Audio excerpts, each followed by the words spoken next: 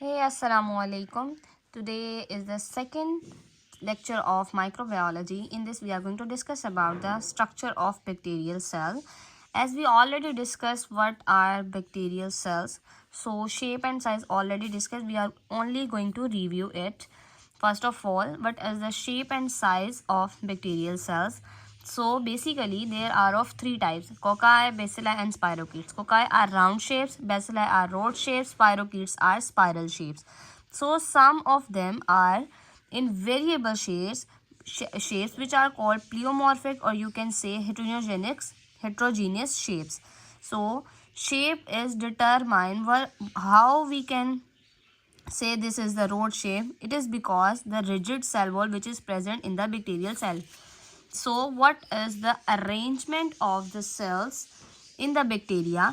This is also very important, as first of all we are going to discuss about the cocci, which are like round shape. So cocci are, if it is present in a pear shape, these are called diplococci. If it is present in a chain shape like this, these are called streptococci. If these are present in a grape-like structure, they are called staphylococci. So due to why these are the arrangements of bacteria are different. This is because the bacteria attach during the cell wall to each other. That's why these are of different shapes, different arrangements. Rods and spirochetes arrangement are medically less important. That's why we are not going to discuss. But you can say if the rods are in diplo shape, it may be in the chain form, it may be in a grape like structure. So what are the structure of bacteria? So basically, what make the bacteria? There are many important factors which made the bacterial cell. We are going to discuss about the structure which are of essential and non-essential. First of all, we are going to discuss what are the essential components which is present in mostly of the bacteria. Firstly, there is a cell wall which is present in the bacteria. These are the essential components. There is a plasma membrane, there are ribosomes, there are nucleotides, there are mesosomes, and there are periplasma. So, what are the non-essential parts which is present in a bacteria? These are the capsule, these may be pillars, fibro, flagella, spore, plasmid. There may be a glycocalyx or there may be a granule. Now we are going to discuss what is the cell wall. Cell wall basically the outermost component, and it is common to all bacteria. It is present in almost all bacteria except mycoplasma. So what is cell wall made up of? Cell wall made up of peptidoglycan. Peptidoglycan basically provide the structural support and maintain the shape of cell. Why we are studying cell wall? Because it differentiate the gram positive and gram negative bacteria. So we are going to differentiate what are the difference between the gram positive and gram negative bacteria. In gram positive bacteria, the cell wall which is a peptidoglycan is thicker, and in gram negative bacteria, peptidoglycan is thinner. Many in gram positive bacteria, many have fiber which is made up of teichoic acid which protrude outside the peptidoglycan. I am going to show you the picture so that it will be clear more. And there is no teichoic acid fiber in the gram negative bacteria. In gram positive bacteria, there is no complex layer, as in gram negative bacteria have a complex layer which is made up of lipopolysaccharide, lipoprotein, or phospholipid. It is also called LPS. This is lying between the outer membrane and the cytoplasmic membrane, which is in the periplasmic space, and there is no periplasmic space in the gram positive bacteria. So in the periplasmic space, there are you can say in the site where the periplasmic space, there is a beta lactamase that degrade the penicillin and other beta lactam drug. Cell contain endotoxin, which is I also tell you there is an LPS. LPS is lipopolysaccharide. P for polysaccharide, which is useful in lab identification as polysaccharide plus protein are act as an antigen. As you see, there is nothing is present in the gram positive bacteria. I am going to show you the picture of this. You can see there is gram positive and gram negative bacteria. This is gram positive bacteria and this is gram negative bacteria. I am already telling you that I am moving from the nucleus to the outer membrane. This is basically the cytoplasmic membrane, which is the same in both the cells. So next is the peptidoglycan, which is thicker. Which is thicker in the gram positive bacteria as compared to the gram negative bacteria. So this is a very small peptidoglycan. As you see, there is an outer membrane and there is an outer membrane. There is a special periplasmic space present in the gram negative bacteria, but in the gram positive bacteria there is no space. So this is, then you can say, capsule, outer membrane. After that there is a capsule and there is a protruding teichoic acid fiber. As I already mentioned that gram positive has the teichoic acid fiber which is protruding outside, and there is a flagellum. As you see, both have the flagellum in it, and there are the pillars. I am going to show you, I am going to tell you what is the function of each and every part of this. So I told you there is an exception. There is an exception in the mycobacterium. So you can see there is a cytoplasmic membrane, peptidoglycan and albinoglycan and mycolic acid.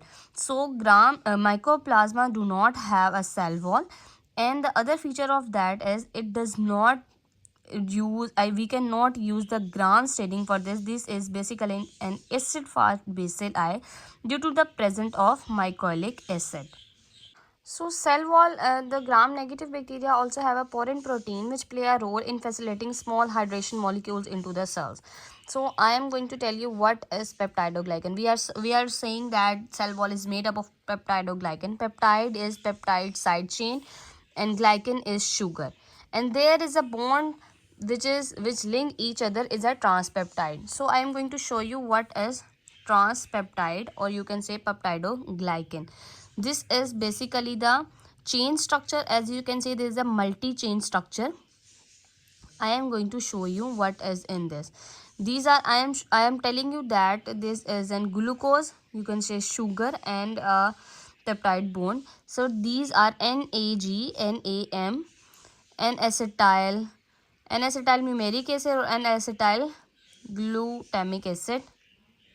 I think so. Glucosamine, N-acetyl glucosamine and N-acetyl mumeric acid. So NAG and NAM, these are basically the sugar molecules. These are 4 sugar molecules with attached, which is going to attach with the tetrapeptide chain of amino acid, and then this is the whole one part, the sugar and a peptide, tetrapeptide of amino acid. And after that this is an other sugar and a peptide, and this is the linkage between the both, which is a peptide interbridge. So this is the gram positive cell.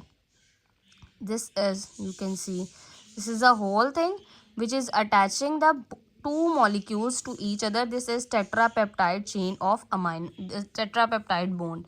So I am going to move towards next. Gram negative bacteria have a special thing which is called LPS. This is basically the endotoxin which causes the symptoms like fever, shock, hypertension, etc.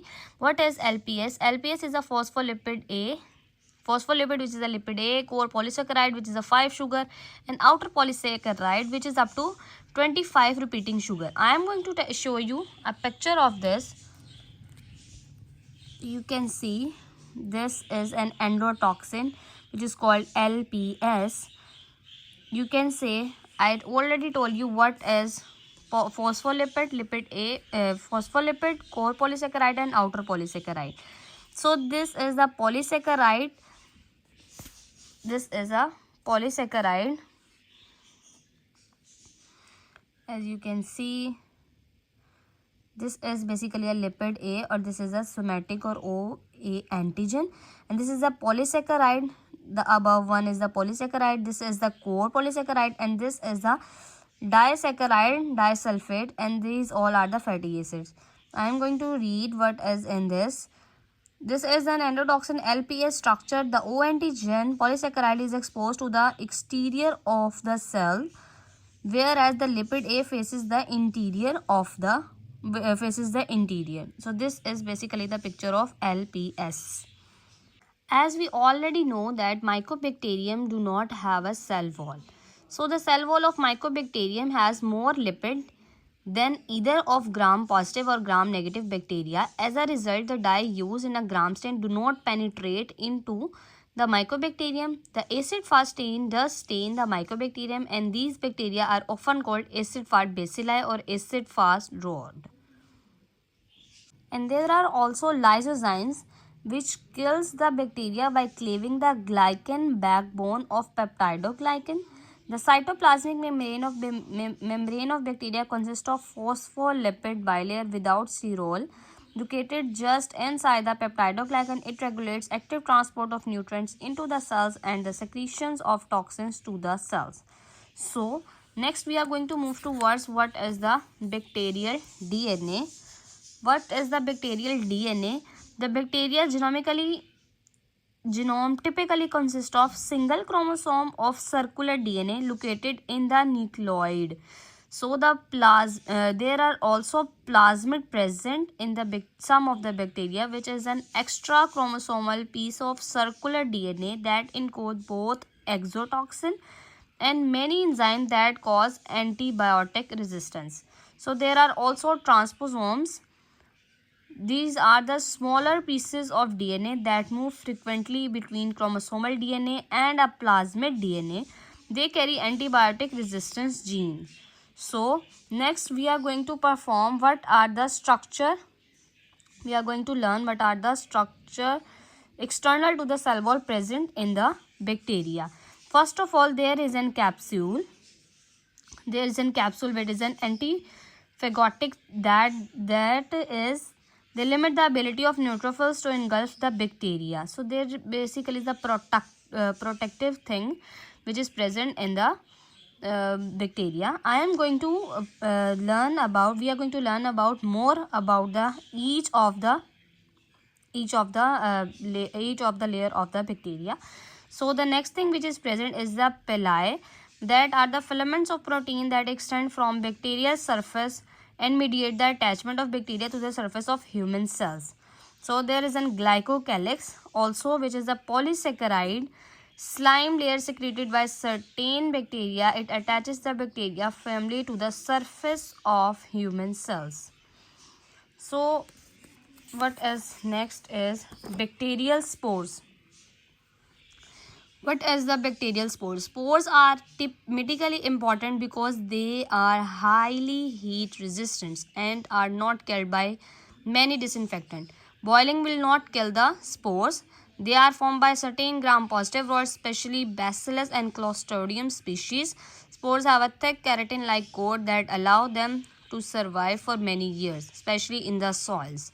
Thank you so much.